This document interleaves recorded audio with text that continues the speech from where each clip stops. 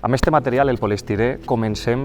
amb el SATE, la instal·lació de l'aïllament, que és un dels elements que composarà tota l'obra de remodelació pràcticament integral de les cases dels ferroviaris, una de les actuacions més ambicioses, de les majors que haurem fet mai en la ciutat i que abarca alguns carrers del districte de Corea, Cardenal Cisneros, Calderón de la Barca, Poeta Lorente, inclús també el carrer Perú. L'eix d'actuació són totes les cases dels ferroviaris, de manera que la inversió arriba a 5,2 milions d'euros, 4,7 de la vivenda, directament en l'actuació dins i fora de les vivendes, i una altra part, 583.000 euros, en la primera de les remodelacions, també de portes cap a fora, en el carrer, que també remodelarem, en aquest cas el carrer Calderón de la Barca, que serà un dels que s'actuarà. Penseu que en el lloc on estem, en les cases dels ferroviaris, invertirem 30.000 euros d'ajuda directa per a la rehabilitació i reforma de cada una de les vivendes de portes cap a dins. I d'aixòs 30.000 euros, 25.000 són d'ajuda directa i subvencionats per els fons europeus. L'altra part és d'aportació dels propietaris, el que dona una idea de l'ambició de la inversió i també de la potència econòmica amb què se desplegarà en tots els barris de Gandia on ara comença.